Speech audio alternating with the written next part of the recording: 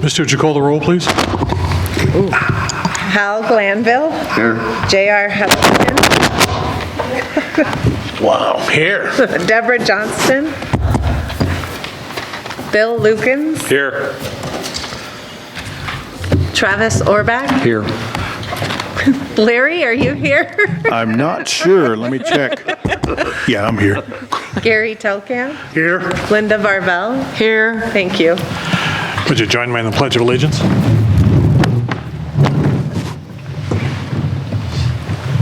I pledge Allegiance to the flag of the United States of America and to the republic for which it stands, one nation, under God, indivisible, with liberty and justice for all.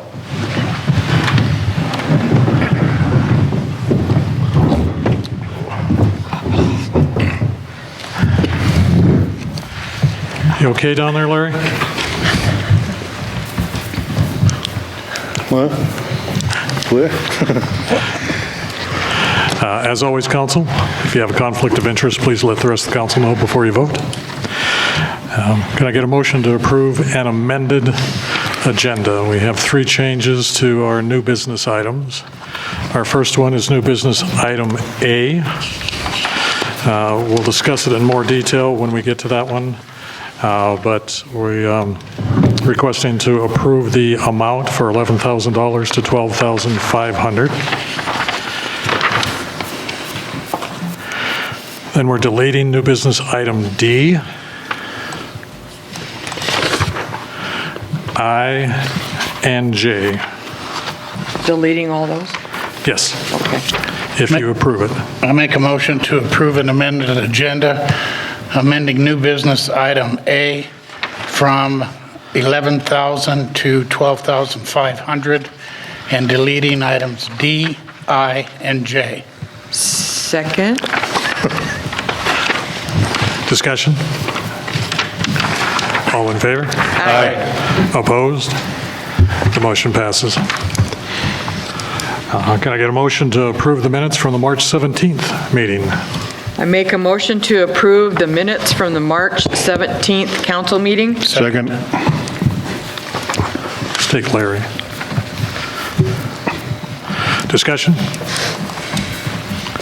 All in favor? Aye. Opposed? The motion passes. Can I get a motion to approve the bills in between? Make a motion to approve the bills in between for $304,047.07. Second. Discussion? All in favor? Aye. Opposed? The motion passes. And can I get a motion to approve the Wells Fargo credit card claims? Current claims, maybe? Current claims? Sure, let's go with current claims. Okay. I make a motion to approve the current claims of $116,441.28. Second.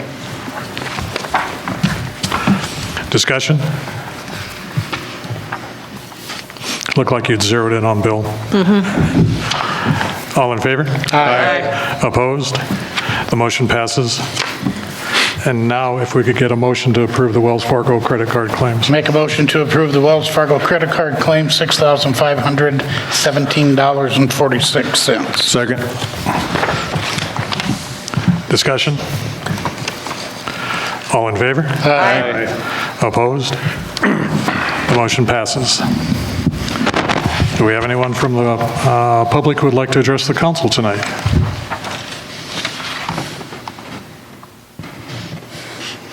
All right.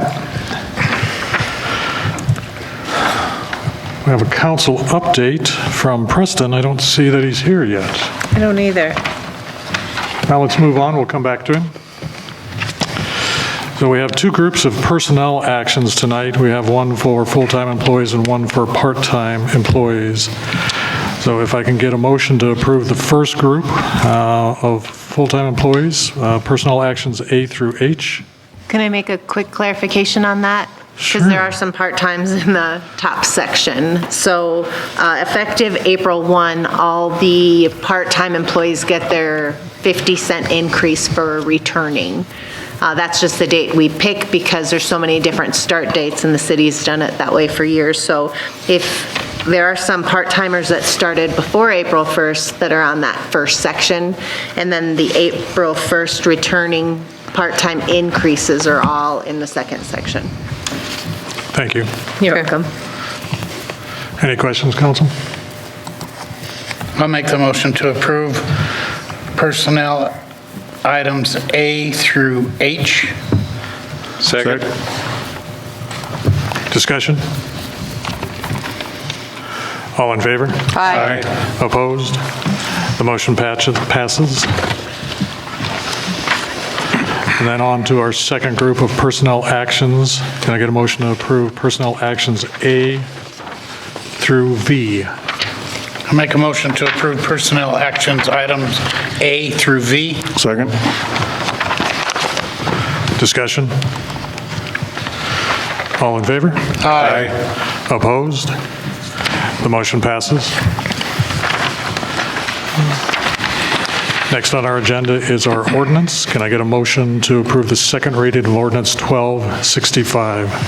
I make a motion to approve the second reading of ordinance 1265, an ordinance revising Title 9, General Regulations, Chapter 90, Animals and Fowl, 90.04, Animal Shelter, Keeping of Animals. Second? Discussion? Misty, would you call the roll, please? Larry Pratt, Yes. Linda Varvel, Yes. J.R. Huddleston, Yes. Travis Orbach, No. Gary Telkamp, Yes. Hal Glanville, Yes. Bill Lukens. Yes. Thank you.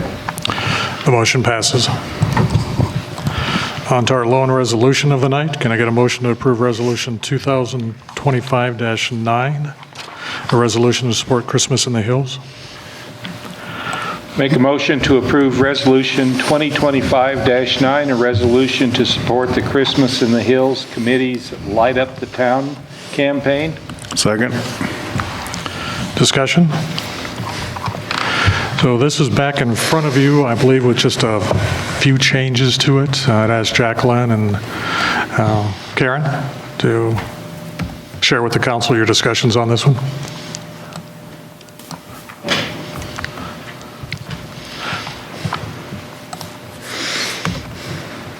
I'll start if you'd like. After the meeting that we were at to approve Resolution 2025-7, we realized that we were asking for some actions that were going to happen after this year, and that we had not asked for that before.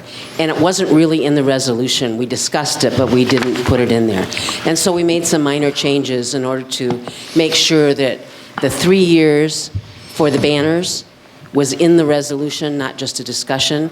Since staff change and council members change, we wanted to make sure the resolution had that information. There's some other minor changes where paragraphs were changed to take some things out of some paragraphs and put them in others and so on. But I think basically the rest of it is what you approved. Is that correct, do you think, Jacqueline? You want to add something? Right, the majority of it stayed the same, but we really wanted to, I guess, outline the word sponsorships, because after the last resolution was approved or passed, that the Light Up Our Town began having or running a sponsorship with the local businesses to have their banner and their business represented for a minimum of 3 years. So we wanted to write that in, just as Karen said, so that way as employees change and as council members change, that's something that's well established. There's a line in here that says this sponsorship will be honored for a minimum of 3 years as long as it does not impede or interfere with any needs of the city.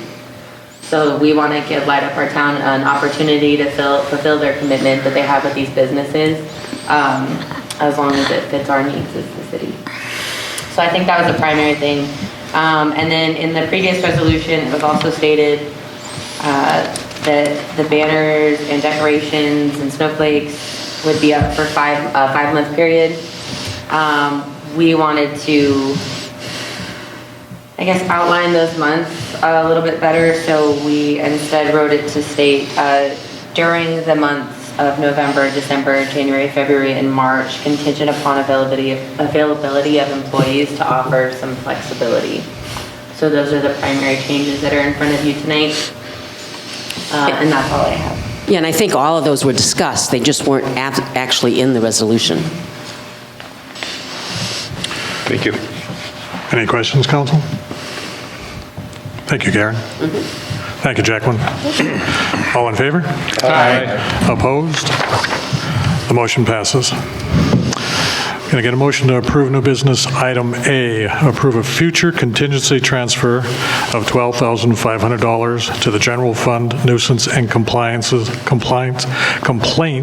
services and fees budget? Make a motion to approve future contingency transfer of $12,500 to the general fund nuisance and compliance services and fees budget 101-43260-42200 to support the code enforcement officers abatement initiative at 1270 South 6th Street. Second. Discussion?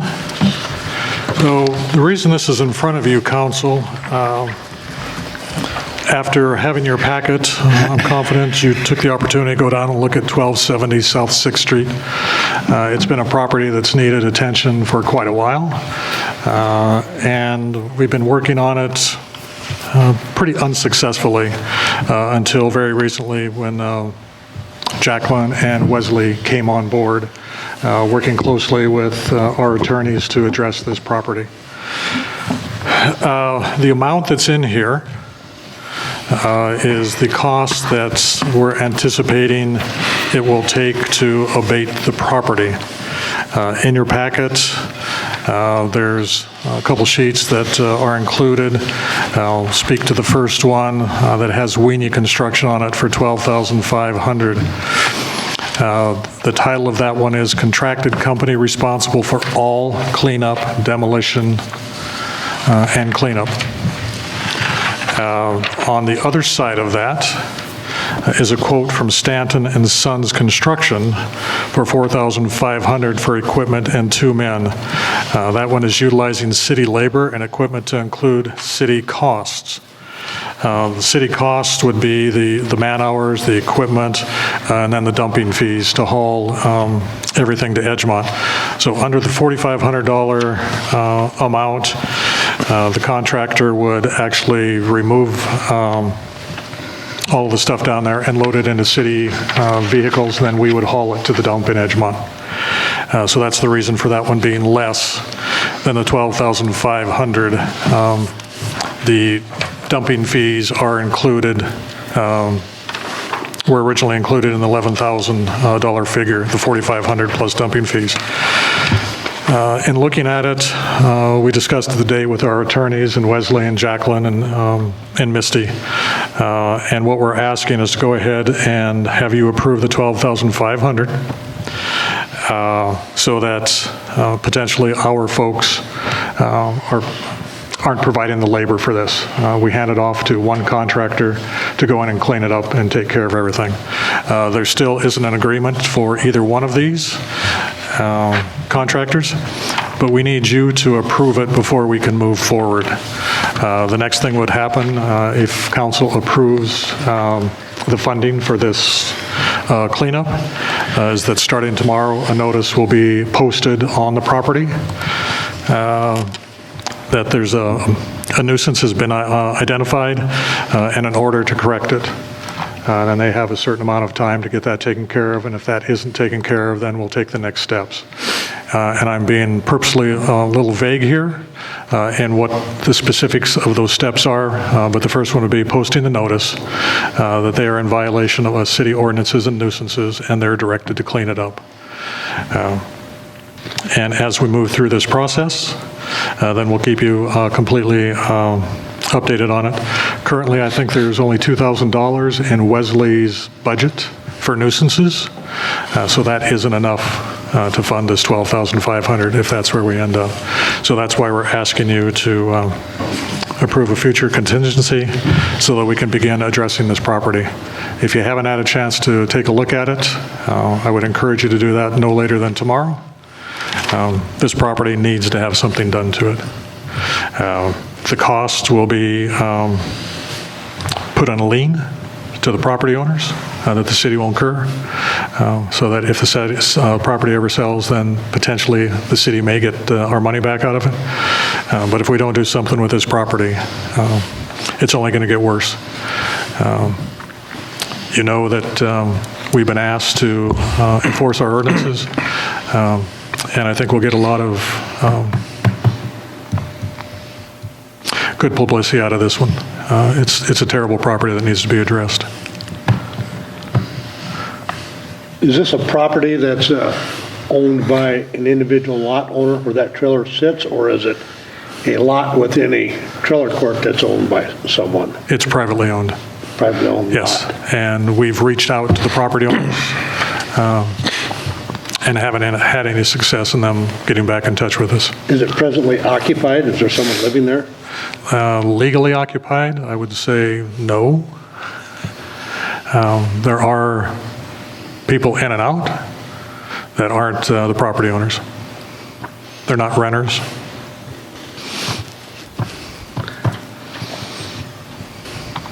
Thank you. Wesley, are you at liberty to give some information pertaining to what he's talking about or not? I think I would look to our attorneys. Mayor gave a good summary. Is there any information that can be shared specific to the owners of the property? Or any information that should be shared?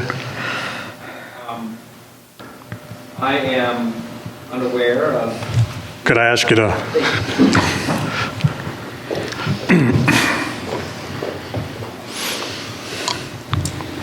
I am unaware of the identity of the owners at the moment, and I mean, I don't know that it's Public. It's public, and Yeah, it's public. and it's not necessarily, I guess, relevant to any questions about nuisance abatement. But if the council has any questions in detail about that, I'd be happy to answer in executive session. I drove over there today and looked at it, and I looked like I was driving into a trailer court. And generally, I thought the trailer court was owned by an individual rather than individual lots, so I was just kind of surprised by that. But if that's what it is, that's what it is. It just kind of surprised me. So to your point, Larry, the city does know who the owner is. We have reached out to them a number of times. I'm just not sure what benefit there is to divulging the name. No, that's not what I'm asking or where we're saying. going. All I'm saying is, if there's a little bit of history that you can give, if some of the council members aren't up to speed, because you and I have talked on numerous occasions about this, if there's anything that you're okay with legally to give. Not everybody probably knows the story behind this property. I'm just saying, Gary's asking questions, and I thought, well, maybe. Respectfully, if you haven't looked at that property or spoken with Wesley about it, I would highly encourage you to do so. Without bringing too much more forth right now. Not that it's an issue, but It's not a matter of grass longer than 8 inches.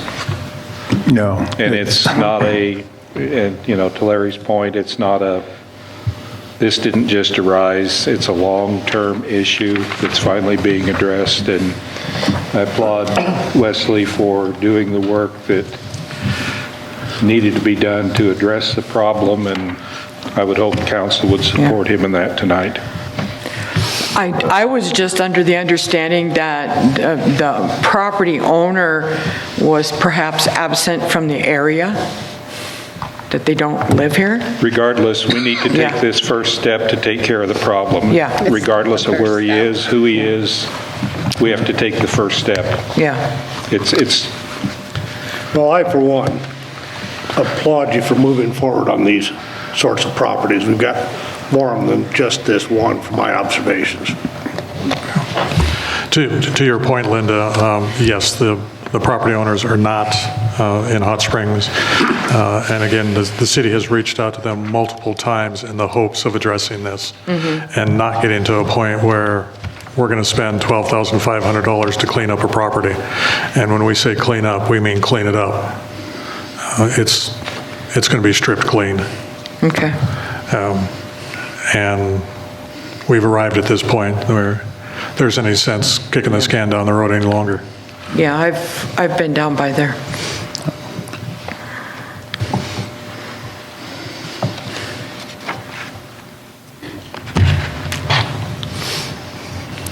Any other questions?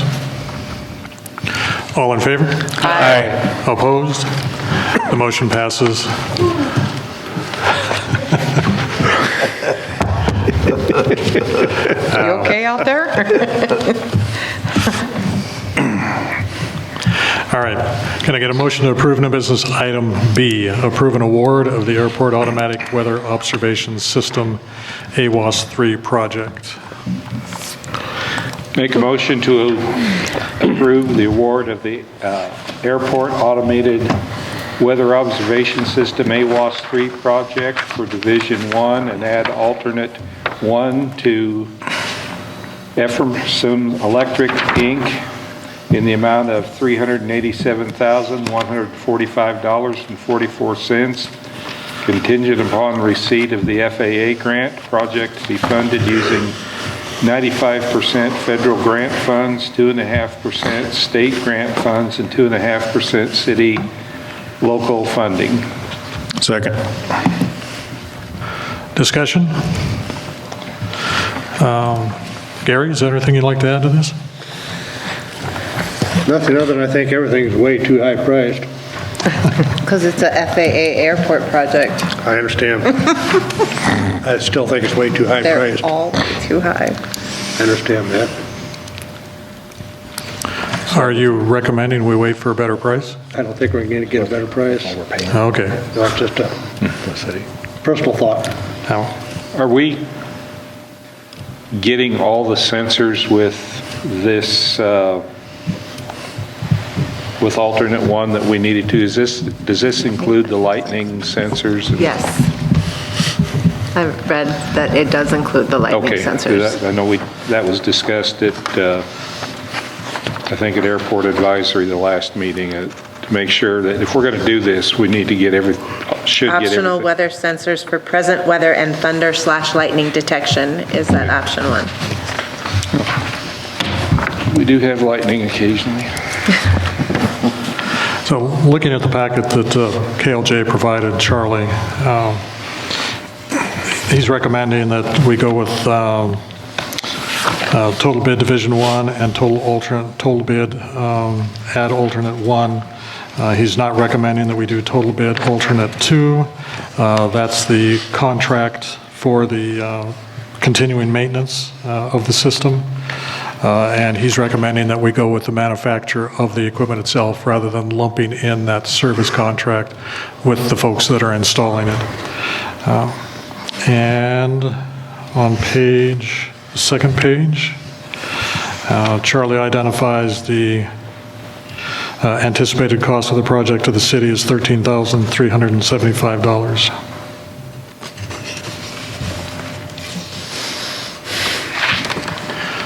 Any other questions? Other than long overdue, glad it's going through. Yeah. So when you get a grant, you usually have strings tied to it. Do we have to like file reports or? Oh, yeah. You're welcome.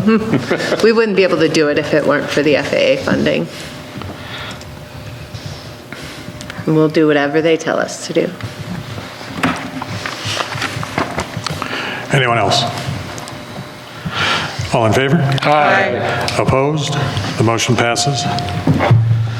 Can I get a motion for new business item C, authorize the mayor to sign the FAA grant application and any other documents necessary? Make a motion to authorize the mayor to sign the FAA grant application and any other documents necessary for the FAA and South Dakota DOT grants associated with this project. Anticipated FAA AIP grant number 3-46-0020-019-2025. Second. Discussion? All in favor? Aye. Opposed? The motion passes. We remove new business item D, so we'll go on to new business item E. Can I get a motion to approve proposed updates to the City of Hot Springs personnel policy? Make a motion to approve the proposed updates to the City of Hot Springs personnel policy to be effective April 8, 2025. Change all meal reimbursement rates to the state of South Dakota established out-of-state travel meal rates. Second. You got it. Discussion? All in favor? Aye. Opposed? The motion passes. Can I get a motion for new business item F? Approve 2025 wayfinding packet for submission to the South Dakota Department of Transportation. I make a motion to approve the 2025 wayfinding packet for submission to the South Dakota Department of Transportation for their review and approval. Second. Discussion? The last time this was in front of you, it was discussion only. And Misty had identified a couple locations, questioning whether they just didn't get included, whether we excluded them. So we sat down with Jacqueline, Deborah, and I want to thank Jacqueline and Deborah for putting together the new packet that's in front of you. All of the additional locations, or a number of additional locations. The map that the first one you see is the same locations. There were just some locations that were added to some of the different signs.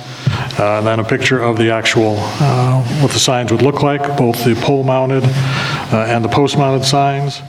And then the pages that show the directions, direction arrows for the different locations on the pole-mounted signs and the post-mounted signs. So this needs to happen so that we can actually make our submission to state DOT, get their approval to put signs up along their highway. Once we get their approval, we've talked with you about the costs of the signs themselves that would be ordered from Pheasant Industries and installed by city personnel. Looking at $5,000 to $7,500 maybe. Council, you approved $56,000 for wayfinding in the 2025 budget, so we have enough money to cover the cost of the signs if you approve this motion tonight to get started with DOT and get to a point where we can order some signs and get our wayfinding signs up throughout the city. So that's what this one's about. Any questions? All in favor? Aye. Opposed?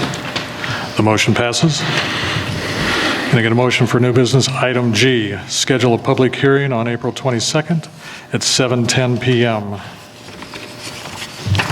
Make a motion to schedule a public hearing on April 22nd at 7 p.m. to hear comments on the proposed revision to Title 15 Land Usage, Chapter 155 Zoning Code, 155.058 Cannabis Dispensary Hours of Operation. Second. There's a correction, should be 7:10 instead of 7 p.m. Bill read it as 7. Did I say? Yes. 7:10 p.m. Second. Discussion? All in favor? Aye. Opposed? Motion passes. Can I get a motion on new business item H? a plat of Engstrom Tract of Boulder Falls Addition. Make a motion to approve a plat of Engstrom Tract of Boulder Falls Addition, City of Hot Springs, Fall River County, South Dakota, formerly lots GC 64 and lot GC 73. Second. Discussion? Wesley, do you have a recollection where planning and zoning lands on this one? All right. My recollection is it's a combination, or a combining of lots GC 64 and GC 73 into the Engstrom tract. So they're taking two and combining it into one. There are no special assessments on either. Thank you. All in favor? Aye. Opposed? Motion passes. We deleted new business items I and J, so that'll take us to K. Can I get a motion to approve new business item K? Authorize the finance officer to reinvest the maturing U.S. Treasury bond at South Dakota Fit. Make a motion to authorize the finance officer to reinvest the maturing U.S. Treasury bond at South Dakota Fit, number 21080-103, which is 621 EPMS DSR, into another U.S. Treasury bond with South Dakota Fit for a 6-month term at 4.03%, subject to minor market fluctuations. Second. JR. Discussion? Misty, is there anything you'd like to add? I included investment rate comparisons for you to look at. I don't have anything to add. We can't spend this money because we still have the debt. So the DSR stands for debt service reserve, and we need to keep it as reserve as long as we have that debt out there. Thank you. Any other questions? All in favor? Aye. Opposed? The motion passes. New business item L.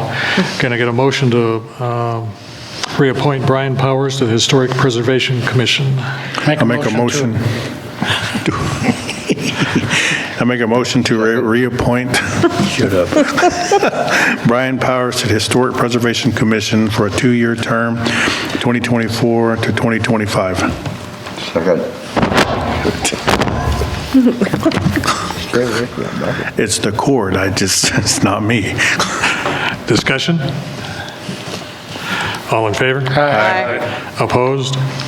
The motion passes. Can I get a motion to approve new business item M, appoint Jason Heidebrink to the Planning Commission? I make a motion to appoint Jason Heidebrink to the Planning Commission for a 5-year term from 2025 to 2029. Second. Discussion? Is this relation to Christine? And is Christine still on the Planning Commission? Yes to both questions. Is that a problem? Nope. Okay. I don't have a problem with it, but Hasn't been. attorneys are shaking their heads no. Okay. Just thought I'd ask. This position has been open a while, and the chair of Planning and Zoning has slow-walked it to try and find the right person rather than just rushing to fill the vacant position. And when Jason expressed his interest in doing it, sat down and talked with him, and felt comfortable with putting in front of you folks his recommendation. Yeah. What's Jason's background? His background,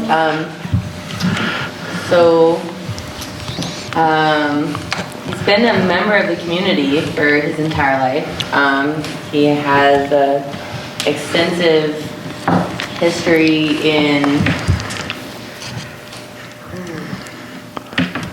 building and working in all sorts of, Real stuff that would estate. be on the planning and zoning committee. He's very informed and I guess no specific background with this kind of stuff.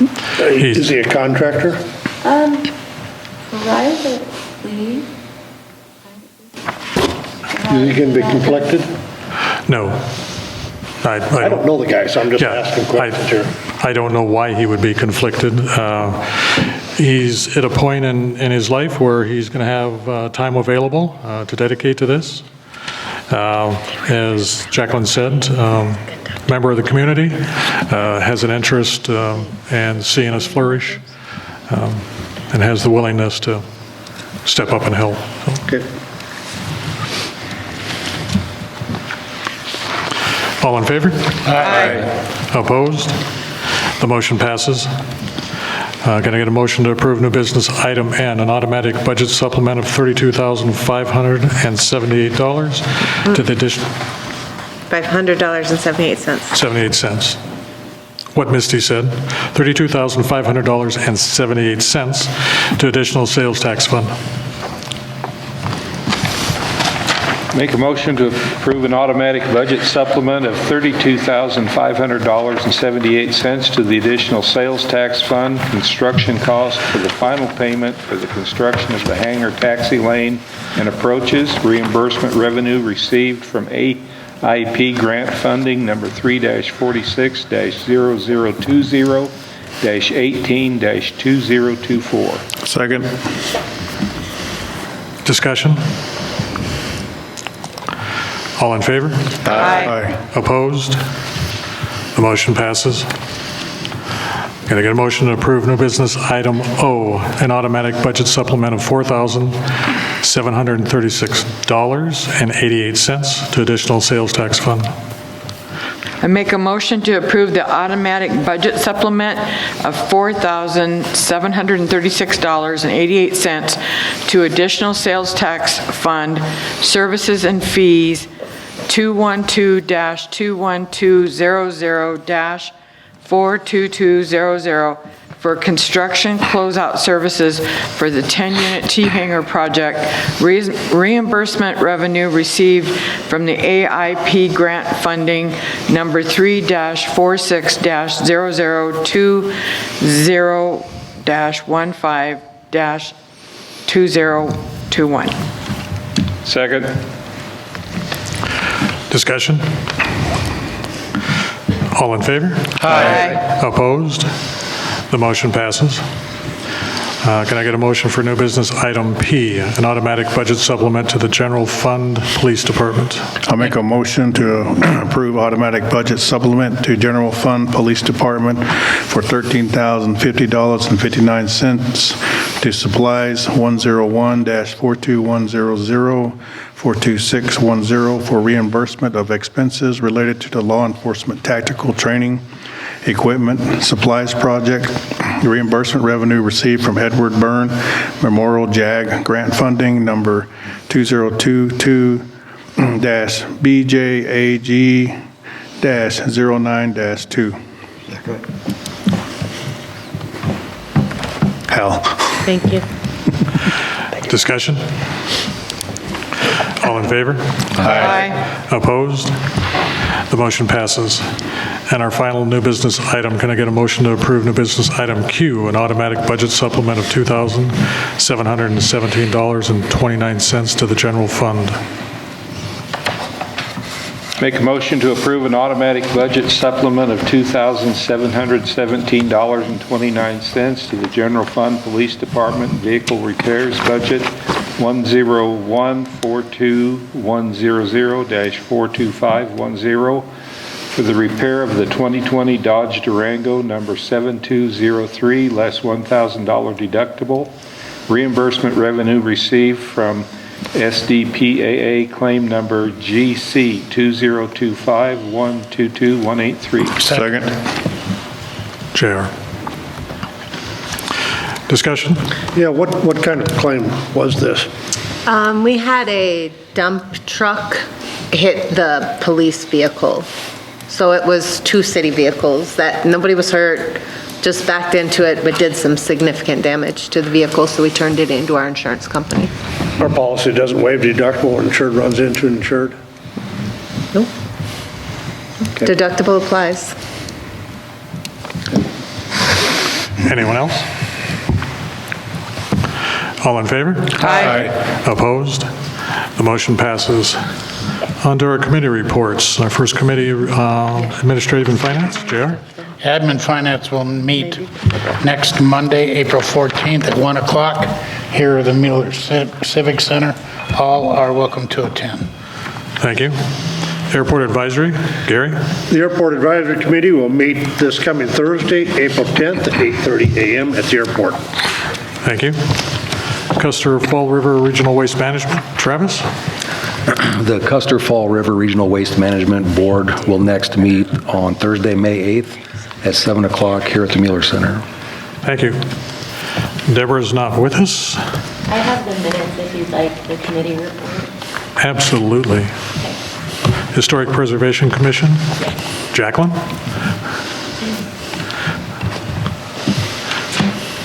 The Historic Preservation Commission met Tuesday, April 1st, 2025 at the Mueller Civic Center. Those present were Carl Hall, Christine Heidebrink, Brian Crawford, Brian Sommer, Wesley Foss, Deborah Johnston, Jacqueline Kelsey, Mayor Bob Nilsson, Kim Moyer, Jeremy Isaac, Jason Heidebrink, and Brian and Robin Graylis. There are no conflicts of interest concerning the agenda. New business, certificate of appropriateness for 745 North River. A certificate of appropriateness was submitted to install new doors on the property located at 745 North River, commonly known as the Flatiron. Carl made a motion to approve, Mike seconded, motion was carried. Certificate of appropriateness for 112 South Chicago. A certificate of appropriateness for a proposed mural on the new Fall River Fibers building located at 112 South Chicago was presented. Motion to approve made by Carl, seconded by Mike, motion was carried. Restoration of historic Hot Springs sign from Keep Hot Springs Beautiful. Jacqueline was approached by Keep Hot Springs Beautiful to restore the historic Hot Springs sign on North River Street. They do not have a mock-up currently for the new proposed sign, but they will keep the HPC updated as plans evolve. All were in agreement that their assistance would be appreciated. Retaining wall, safety fence, signage, Minnetonka Bridge at the Springs Lodge. Voting had occurred at the last meeting regarding a chain link fence being installed in front of the retaining wall at the Springs Lodge location to address a safety issue due to the height of the wall. However, it was not an item that had been on the agenda for prior consideration by members or public comment, so it was decided that it should be revisited. The issue was discussed again at great length, considering both aesthetics in the historic district and safety.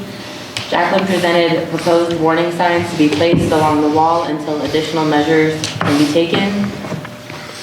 Carl made a motion that this be presented to the Safety Committee for recommendations on a temporary solution to address the safety issue, and that HPC continue to be involved once discussions for a permanent solution resume. And I would just like to have an update on that occurred during the meeting as well. There was a private donor for for 400 feet of that fencing to go up by the Springs Lodge. Proposed business flags and ordinance revision. Jacqueline reported that she had received quite a bit of negative feedback regarding the business flags / signage ordinance issue. She suggested a compromise by revising the ordinance and presenting economical flag options that would be pre-approved by the city in color and size. Brian made a motion to adopt the flag colors presented and include language in the ordinance stating the flags must be kept in good condition and only be out during business hours. Mike seconded the motion, all approved, and motion was carried. It was also recommended that enforcement of the current ordinance be suspended for the time being until the revision has been voted on.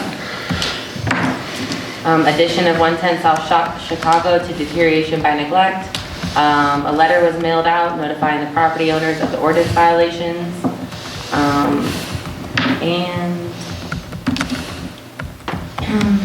Ordinance reviews. The ordinance review is in progress. There are no further updates. And legislative options for funding. Carl will work on reaching out to representatives to continue the discussion on potential legislative options.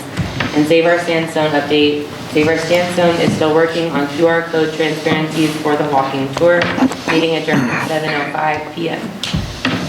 When's the next one? The next meeting is May 7th, 2025, at 5 PM here at the Meeker Center. Thank you. Any questions for Jacqueline? Yeah, I got two questions. First one is, since that's been suspended, do we still have to make sure that these signs that are being posted are not within the line of sight for corners, i.e. things like that, the road? And the second one is, since we have the bump outs now, I've noticed that some of the signs are being stuck in those bump outs, and is Keep Hot Springs Beautiful aware of what's happening since they asked that not to be done? So we're aware of the businesses that are putting signs in the bump outs, and they are being asked to remove those from the bump outs. So while we're overlooking some of the other aspects of the ordinance right now to allow for signage until the new ordinance is put in front of council, we are still asking that business owners they refrain from putting their signage in the bump out. So I've seen a couple today, and the plan is to address them tomorrow. And what about line of sight? I haven't noticed any flags or signage that is in the line of sight. I clarified about what the public or the state right-of-way is. And as long as it's on the business owner's property, if it's overhanging slightly into the walkway, that's not an issue as long as it's not blocking any traffic signage. I'll stop by your office tomorrow and let you know, okay? Thank you, ma'am. Anyone else? Thank you, Jacqueline. Evans Plunge Advisory, Linda? The Evans Plunge Advisory Committee meets this Thursday, April 10th at noon at the Evans Plunge Mineral Springs. Thank you. Parks, Recreation, and Beautification, Larry, Linda? Parks Recreation met at 2 p.m. Wednesday, April the 2nd, here at the Mueller Center. In attendance were Gerald Colligan, Jason Midgley, Jason Gesh, Deborah Johnson, Bart Sieg, Caitlin Mossett, Jacqueline Kelsey, City Administrator Sherry Largent, Juanita Rod, Danielle Rose, Mary Peterson, the Mayor Bob Nelson, myself, and Linda Varvel. And Update Cemetery is in a holding pattern with daily chores going on right now.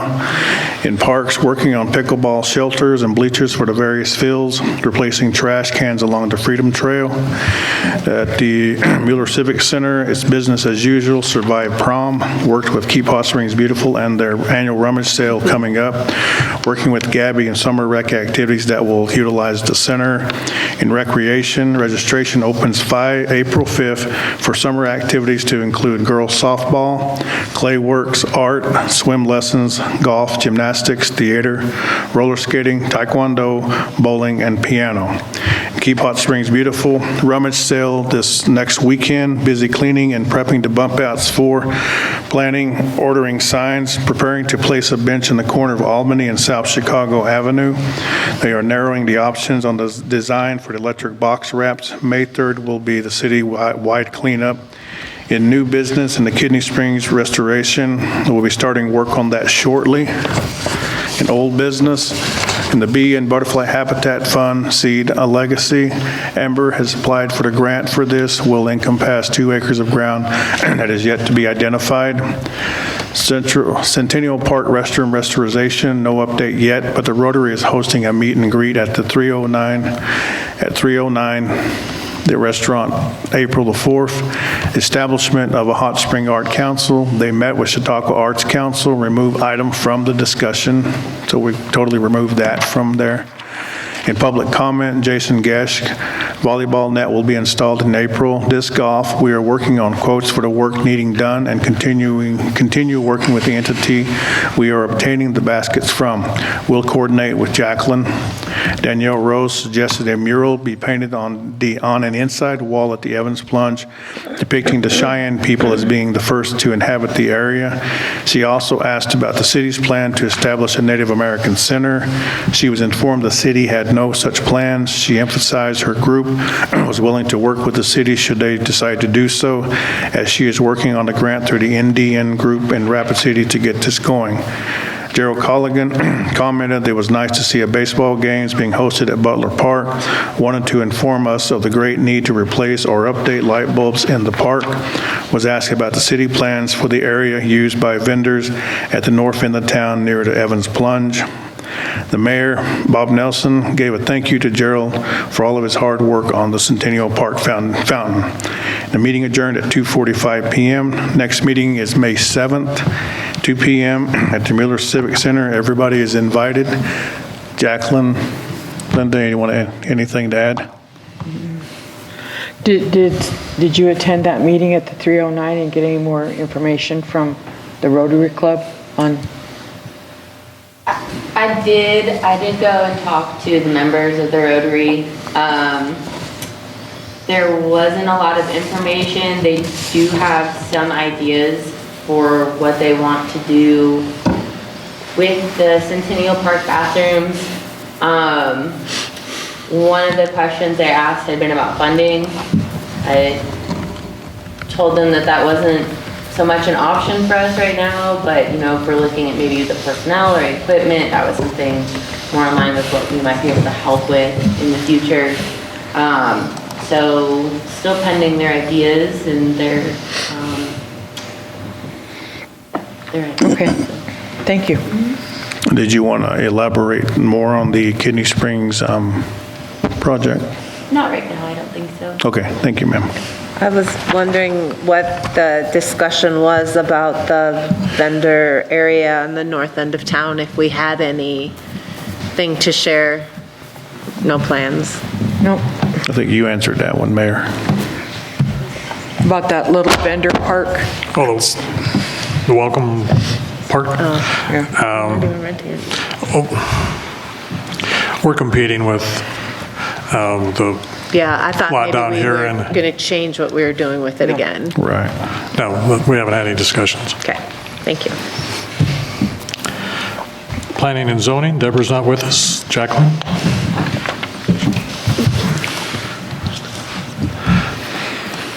We have anything? Give me one moment. Okay.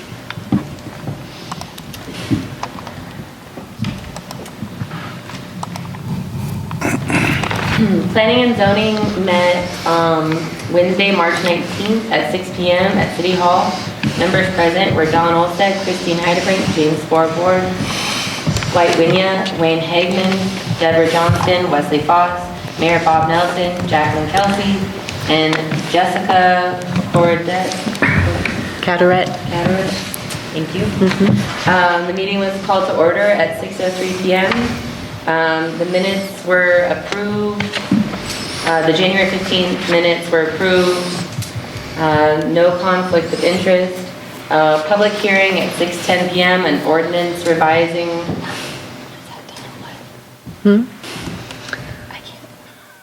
Where are we? Oh, 15. Okay. An ordinance revising Title 15 Land Usage, Chapter 155, Zoning Code 155.058, Cannabis Dispensary. Request to establish new rules regarding the hours of operation from 8 a.m. to 8 p.m. Jessica with Dakota Kind was present to speak in favor of new hours of operation from 8 a.m. to 8 p.m. as she feels it would be more conducive to their business. Dwight made a motion to recommend approval of the ordinance change, seconded by James. Motion was carried. New business, the Engstrom tract of Boulder Falls Edition. Mr. Engstrom is seeking approval to combine Lot GC-73 and Lot GC-64 in the Boulder Falls Edition into the Engstrom tract. Don made a motion to recommend approval of the Engstrom tract. Christine seconded, and the motion was carried. Proposed easement for life of structure at 603 Jensen Highway. This property has 8 connected efficiency apartment units, and upon completion of the survey in 2023, it was discovered that the end unit is encroaching on Detroit Avenue by approximately 9 feet. The seller would like to request an easement for the life of the structure from the city. After some discussion, it was determined that this should pose no issues regarding utilities or the street. Wayne made a motion to recommend approval for the life of the structure easement, and John seconded. Motion was carried. Lot 3R and Lot 25R of the replat of Valley View. A plat review / lot line revision update for the Lot 3R and Lot 25R owned by Wally Cottrell was presented. It was determined that the owner needs to provide more information. This item has been tabled for the time being. Letter or notification needs to be sent to Fall River Health Services about rezoning map amendments. Property that Fall River Health Services is proposing to build on is presently zoned as a no-use district.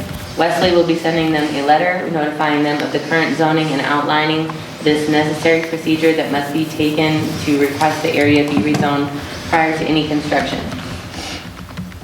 Set a public hearing date for an ordinance changing the zoning designation on certain real property.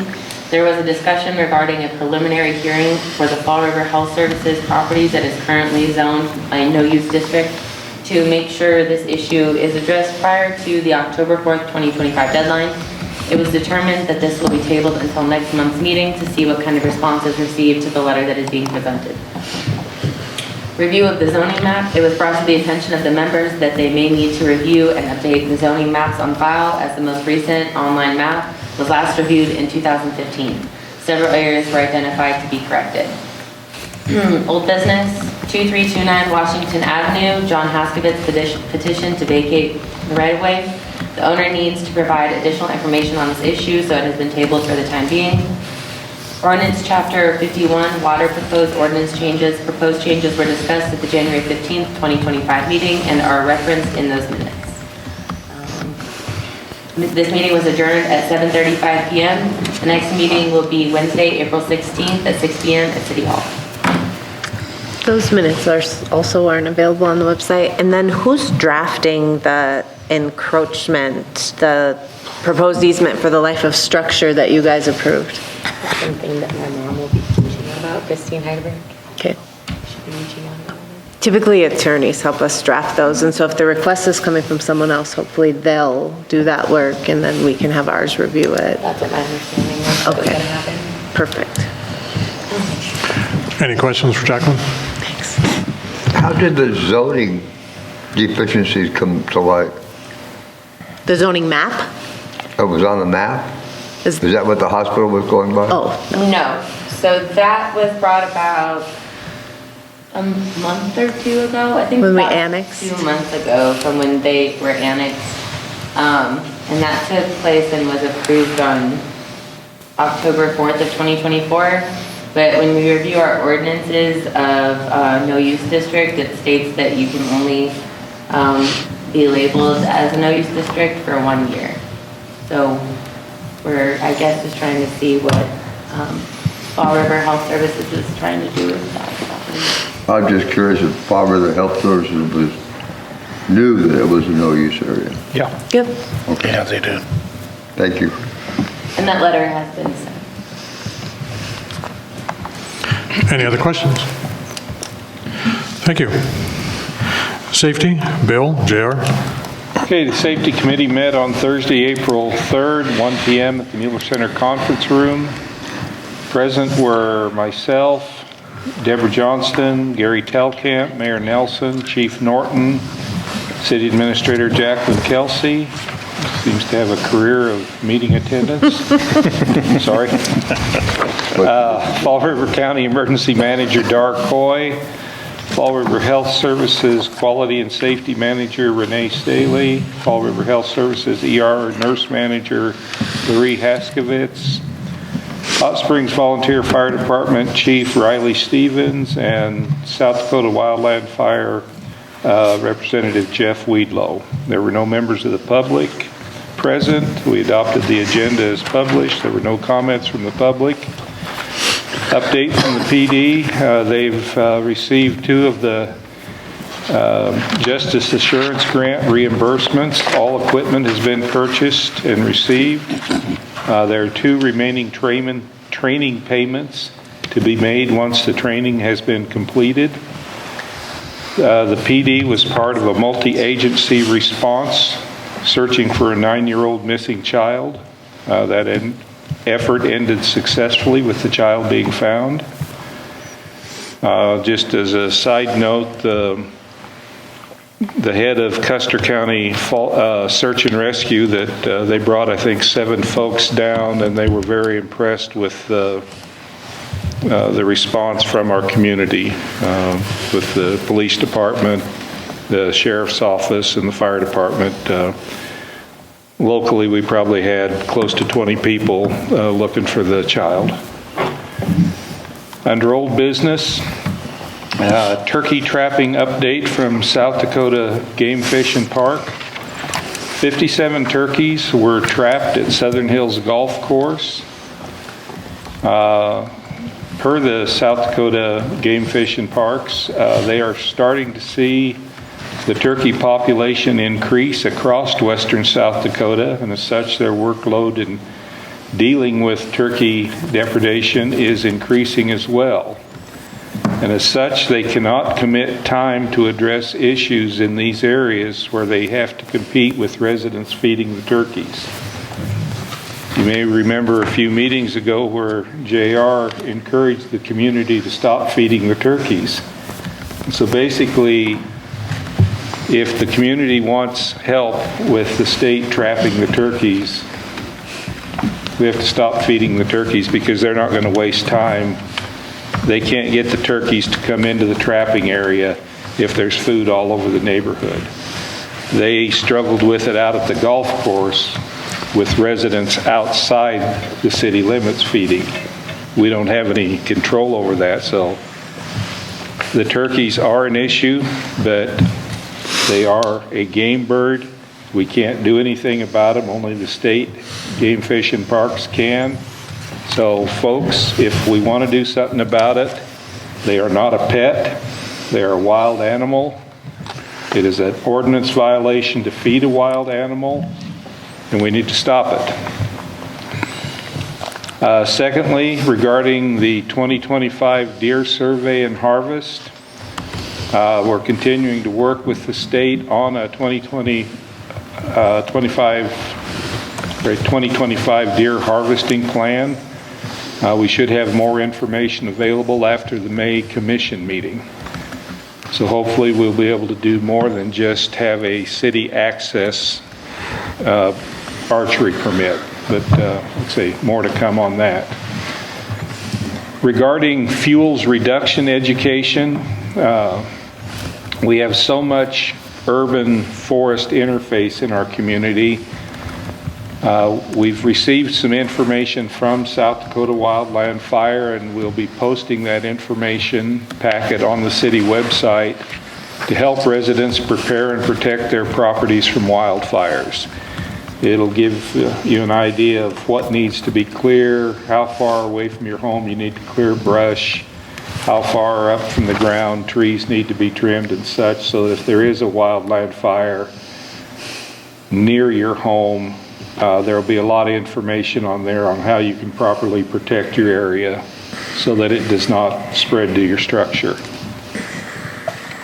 Regarding disaster-related facility use agreements, the facility use agreements with the Red Cross and South Dakota Wildland Fire for the use of the Mueller Center and Wildland Fire for use of Butler Park have been reviewed and are being updated.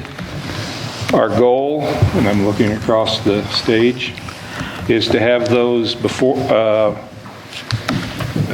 you, the council, for approval on the May 5th council meeting. There's a lot of, everybody that we talk to in emergency services, we're really concerned about fire season this year. The drought is severe.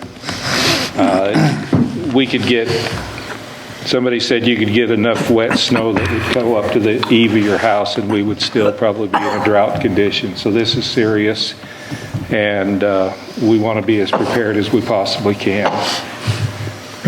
The city administrator provided an update on the issues brought to the committee by the public at previous meetings. That included the stop sign and the speed limit signs on Summit Drive have been permanently installed. Also, the lane designation sign has been installed on 16th Street at University Avenue by the school. Lane markings that coincide with that sign on the street will be completed when weather allows, and it'll be a part of the annual street marking program. To go along with the fuels reduction, city workers have cleared brush and the long grass on city property near the Summit Drive. Under new business, we had one new business item, and that dealt with Title 9, Chapter 93.06 fireworks, and what our 2025 enforcement plan is. The committee, along with input from Fall River Emergency Management, Hot Springs Fire Chief, and South Dakota Wildland Fire, discussed the common concern regarding the severe fire season this year, given the drought situation. As part of the fire prevention efforts, the public is reminded of the specifics of the Hot Springs Fireworks Ordinance, which allows only novelty items, cones, and fountains, and those only on July 4th. If it flies or explodes, it's not allowed. Violating the ordinance is a Class 2 misdemeanor that carries with it a $500 fine.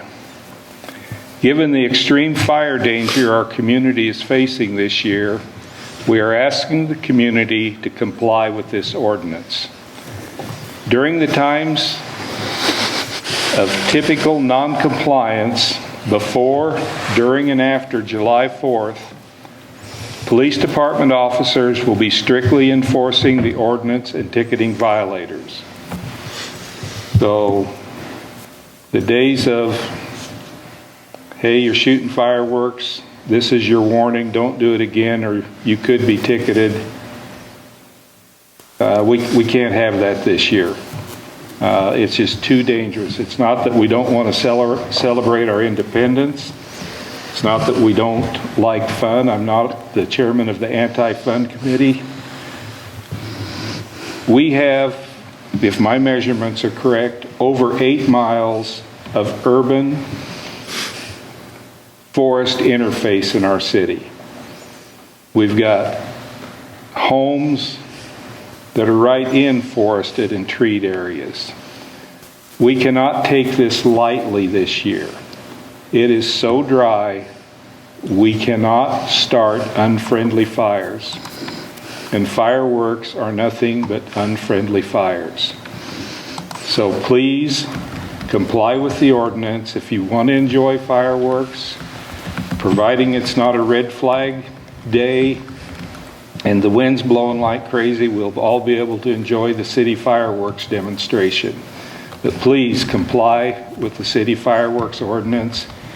If it blows up and goes bang, or if it flies, it's not legal. So again, for your sake, for the city's sake, for your neighbor's sake, please comply. With that, we adjourned at 1:39 p.m. and our next meeting will be Thursday, May 1st, 1 p.m. at the Mueller Center Conference Room. JR, anything to add? No, nothing. Thank you. Any questions? I wanted to make a statement that it is also against city ordinance to take it upon yourself to shoot at the wildlife that are in your yard within city limits. There have been people doing that. That's correct. Yeah, even a BB gun is not legal, and what often happens with something that may seem as innocuous as a BB gun is if it penetrates the skin of an wild animal, that can fester and actually cause the animal a very painful death. So it's not hunting season inside the city limits. And let's be honest, they don't taste good. Thank you. Public Works, Bill, Hal? Hold on a minute here, I'm getting rigged up.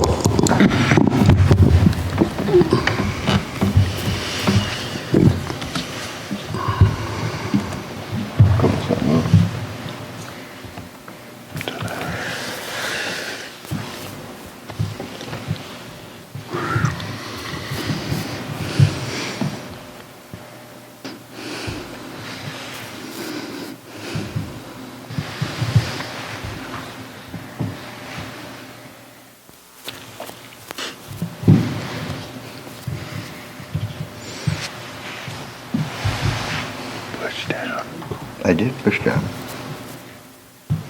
I went light. Little tech problem over here. I'm the tech.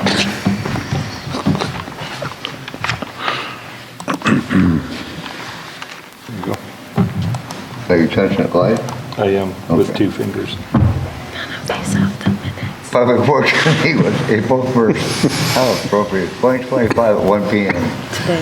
Here's the Mulek Center. Members present were council members Bill Lukens, Hal Glanville, Deborah Johnson, Mayor Bob Nelson, City Administrator Jacqueline Kelsey, Public Works Engineer Tracy Bashian, Finance Officer Misty Summers Walton, Street Department Superintendent Billy Merrill, Wastewater Foreman Jason Correll, and AE2S Engineer Jim Jones. Members of the public present, Greg Romey. Communications from the public, none. Old business news, View drainage. I apologize, people, I've never done this before. The mayor of the city administrator reported on a meeting held regarding the Valley View drainage issue. 50% of the residents of Valley View were in attendance and participated in a discussion of options to address the stormwater drainage concerns. 2 main options discussed were curbs and gutters with concrete road service and curbs and gutters with multi-layered packed milling surface. Both options would be funded by an assessment district. Given the cost difference, the residents present preferred the millings option. The Public Works engineer will design and provide a cost estimate for the curb and gutter with millings option. The residents will be provided with quarterly update as the design and cost estimate progresses. The residents also asked for seasonal fixes for driveway accesses, which will be discussed between city administrator and the street superintendent. Number 2, at 841 Almond, the late fee review. This is the second time we reviewed this. The community reviewed comments from the finance department as well as the orders regarding the late fees for delinquent bills. As late fees have been charged to this account for 2 billing cycles, and the property owner is making regular, significant additional payments to address the large bill due to an interior water leak, the committee holds its recommendation to waive any additional fees, providing the property owner agrees to a written minimum payout plan. Additionally, the committee recommends a revision to the wording of the ordinance regarding late fees to provide clarification between a truly delinquent bill that was not paid and an extraordinarily large bill that is being paid with an approved payment plan. New business items, the AE2S proposed professional service agreement with the wastewater treatment plant facilities needs assessment. The engineering firm of AE2S, who is providing with professional services to update the city's water plant, also provides professional engineering services to many South Dakota communities for the wastewater treatment facility. After a recent meeting with the wastewater representative in which they shared their findings in a recent survey of the city's wastewater treatment facility, AE2S was requested to submit an engineering service agreement proposal. The committee reviewed a history of modifications and repairs to the facility provided by the Public Works engineer and the wastewater treatment foreman. Here's a summary of those items since 2013, which totaled $2,135,000.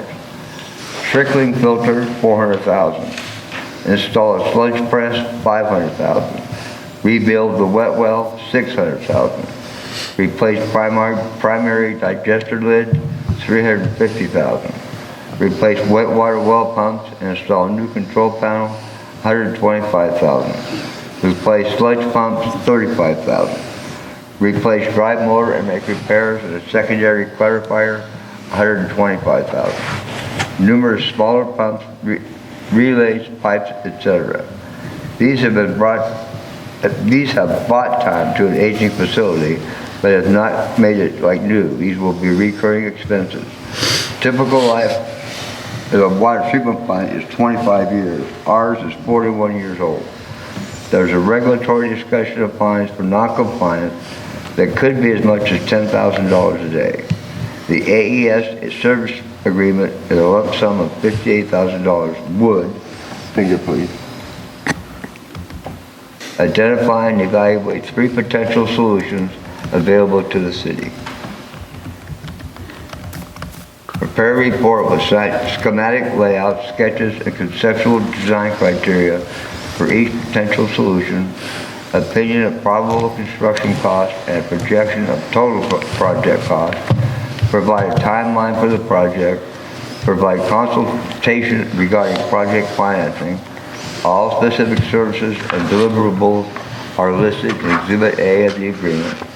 The wastewater foreman indicated a $130,000 rag catcher mechanical bar screen in the 2025 budget could be deferred, which will cover the cost of the engineering service agreement. When taking all information and facility conditions into consideration, the committee strongly recommends the council approves the engineering service agreement. Streets and maintenance, 2025 work plan versus budget. A review of the items in the inactive project list versus streets and maintenance department budget indicated it was not appropriate to try to schedule those items at this time. Wastewater ordinance revision regarding septic haulers. The public utilities engineer and wastewater foreman were requested to provide a draft of the ordinance revision regarding septic haulers so the change can be made in place by July 1st, 2025. Departmental summaries, streets and maintenance. The final review of the wayfinding sign project has been completed and will be forwarded to the South Dakota Department of Transportation for review and approval. The water department, the Evans Plunge Pumping Station flow test has been completed by AE2S. Once the report has been issued, they will be able to update the state water plan. The wastewater, no updates other than the engineering service agreement discussion. The public works engineer working with AE2S on the Evans Pump Station flow test, working with the state and Moose Electric on street light issues. Code enforcement, no update this evening. The next meeting will be, oh, wait a minute. The meeting adjourned at 3:17. The next meeting will be Tuesday, April 29th at 1 p.m. Here's Mueller Center. Everybody is invited. Thank you, sir. Anything you want to add, Bill? No. Any questions? Just want to talk to council and public about the assessment that Public Works is recommending for the wastewater treatment plant. Council has approved a number of larger projects to keep the plant functional for another day, another week, another month, another year. We feel it's important to actually have this study, to have an expert come in and take a look at the condition of the plant and recommend necessary steps to get it updated. We recognize it's not going to be inexpensive and that the public deserves to know the condition of it and what the cost potentially would be to provide upgrades or modifications of the plant. Through the process, the public will be kept aware of it. But it's time to actually have an open, honest discussion about the condition of the plant and what the recommendations are going forward for it. In Bill's or Hal's report, he had talked about that it's 41 years old. And the average life expectancy of a plant is 25 to 27 years. So this is a necessary discussion that the City of Hot Springs needs to have with their residents. And it would start with the recommendation from council about what resolution, what solution you feel is appropriate, and see if the public will support that recommendation. So we'll work with AE2S to get them on board and get a study of the plant and get us some recommendations. Southern Hills Golf Course will have our first meeting of the year next Monday, April 14th, 6 p.m. at the clubhouse. City Administrator, Jacqueline, do you have anything for the council? I don't have anything to report this evening, thank you. Misty, Finance Officer report? Yep, I have my monthly memo and financial reports through the end of March provided to the council. The financials include the year-to-date profit and loss summary report. That's for month and year-to-date revenue and expenditures by fund. Not as many in the red this year as we're used to seeing from last year. And we are entering what we consider a busier season for collections, so we hope to see those that are in the red coming out of them soon. The fund summary report is the budget versus actual for revenue and expenditures. You can see how we're coming in comparison to our plan or our budget for the year. 25% of the year is reported. Our cash balance report shows the current balances in our Wells Fargo checking account by fund. That's down 20% over this time last year. And then our investment reports by institution and investment type. And I'd highlight that Evans Plunge debt service reserve that's maturing. And I'll be reporting at the next, on the next monthly report, what rate we actually got and our renewal of that. In my memo, I talk about waiving established fees. It was just a month ago, I had to stand in front of you and oppose waiving established fees for park usage. And now I have to again oppose a proposal to waive late fees for a utility customer carrying a balance from one billing cycle to the next. The proposal also suggests rewriting the water ordinance to allow customers making substantial payments, which is a subjective term, to avoid late fees. I want to clarify for you, all utility bills are due in full each month, and service is shut off after 2 months of non-payment if no payment arrangement exists. Many accounts subject to the late fee already have payment arrangements established. So the proposed change would significantly reduce, if not eliminate, the late penalty fee revenue in the water fund. That would create a financial strain on the already strained utility.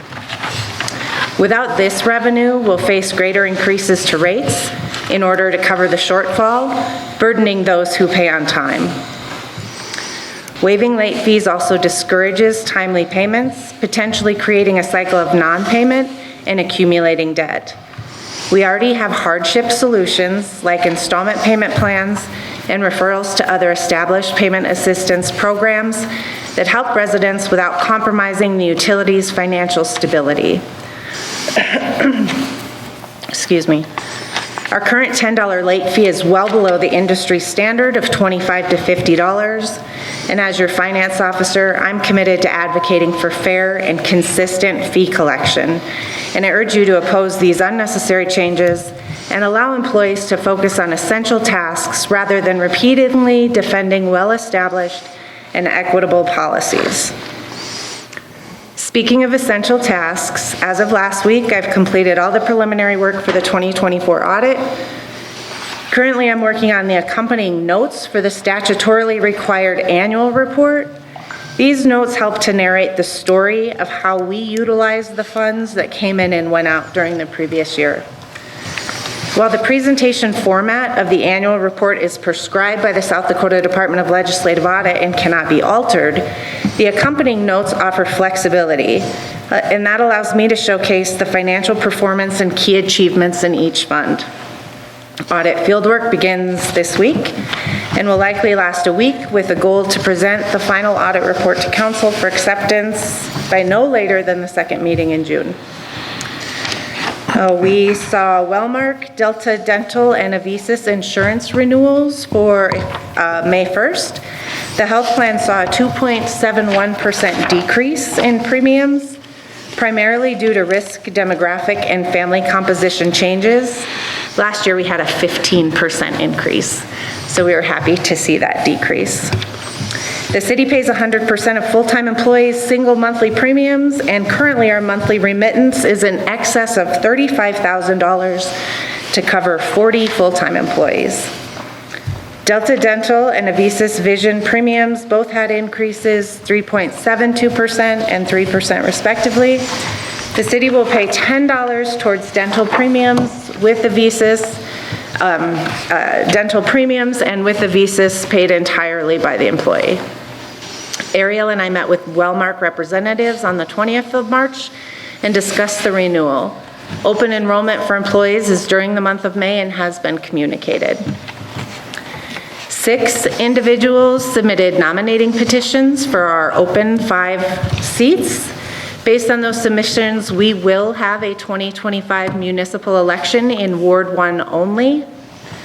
Once again, we're combining our election with the Hot Springs School District, who has 2 3-year school board positions on the ballot. Municipal petitions submitted include Ward 1, Hal Glanville, Craig Romey and Randy Graham, Ward 3, Linda Varvel, and Ward 4, Deborah Johnson for the 2-year and Gary Telkamp for the 1-year. No petition was submitted for Ward 2, so we'll also have a vacancy to fill in July.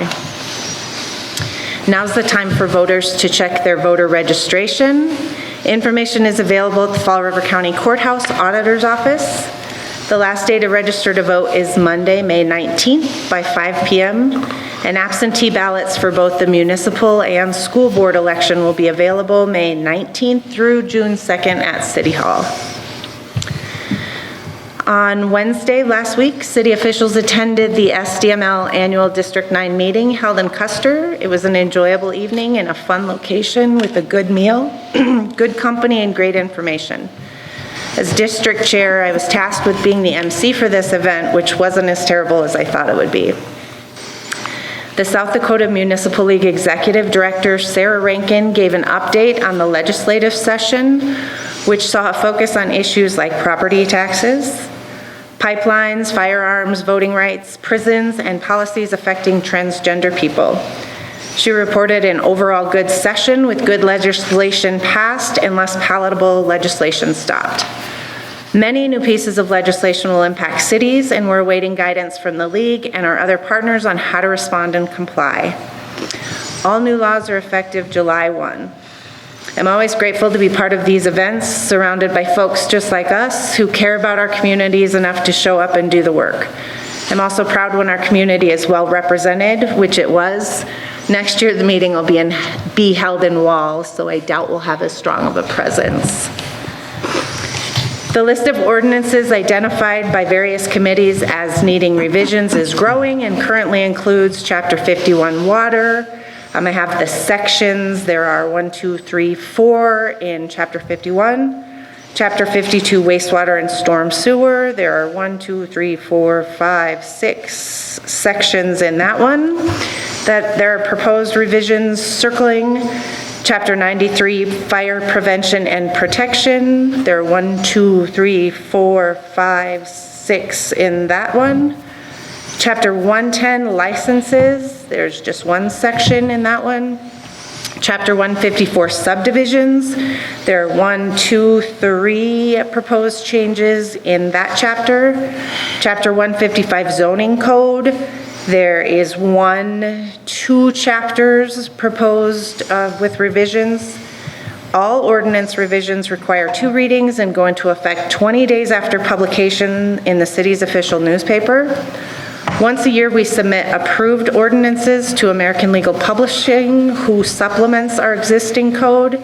In 2024, we submitted 7 at a cost of $2,685. Governor Roden granted the following days as administrative leave days. That includes Friday, April 18th, and Monday, April 21st, in celebration of the Easter holiday. It's the policy of the city to follow the direction of the governor and state, so therefore, city offices will be closed Friday the 18th and Monday the 21st. The council meeting scheduled for Monday the 21st will now be held Tuesday the 22nd. I won't be present for that meeting, but have arranged to have our Assistant Finance Officer, Ariel Allison, present. If there's any questions on any of the financials or those comments, I'd take them. That's the end of my report. Any questions, council? Thank you, Misty. Have some updates for you. First, I'd like to recognize, Larry had talked about it in his Parks report, but I just want to recognize Gerald Culligan for his efforts on behalf of the Centennial Park fountain. Gerald had partnered with the same masonry firm that did the decorative rocks along around our towers. So quite a reputable company. They do a heck of a job. And I just wanted to recognize him again publicly for reaching out and finding the donations and volunteer to get Centennial Park Fountain looking the way that it had previously. Also want to recognize Misty. She talked a little bit about it at the South Dakota Municipal League. They gave her a certificate of appreciation for serving as the district chair for 2024-2025. And I don't know if it's congratulations or condolences, but she was elected to serve as the District 9 chair for 2025 through 2026. So congratulations on that. Thank you. I mean, no one ran against me, but thank you. Well, they knew it was a losing cause. And I want to recognize some donations that we've received through the first of the year. I want to recognize Keep Hot Springs Beautiful for a memorial bench that will be placed on the northeast corner of Albany and South Chicago.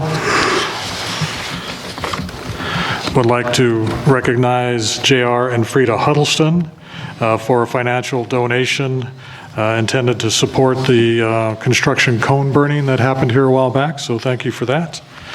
I also want to thank Builders First Source for the materials that they donated towards that project. And I would like to acknowledge Christine Heidebrink for donating 400 feet of black welded wire fence for our temporary / permanent safety fence up by the America's Best Value Inn. And I'm talking with Jacqueline today. I think we're close to actually getting that fence put up. It was talked about in historic preservation and addressed at the last council meeting. So I want to thank those folks for their donations to the city to help us address citizens' issues. Misty talked about it in her report, but I want to remind the public again in Ward 2 that we do have an opening.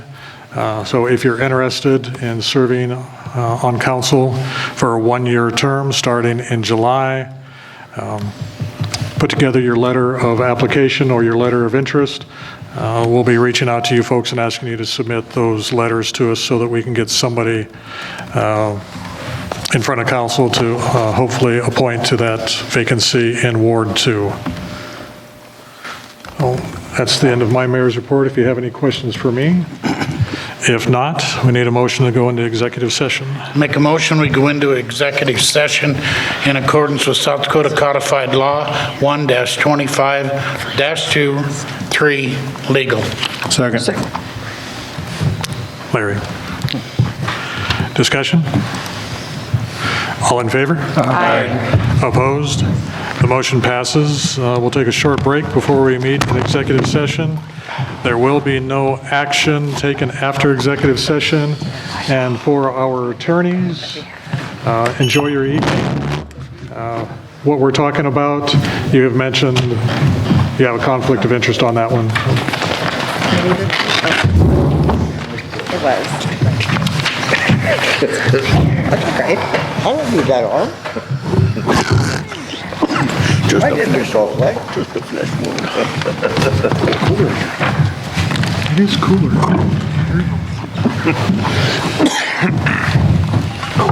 All right, if we round back up, we're at 9:22, Misty. Can I get a motion to adjourn? Motion to adjourn. Second. Discussion? All in favor? Aye. Opposed? The motion passes. Have a good evening, everyone. Done the same day.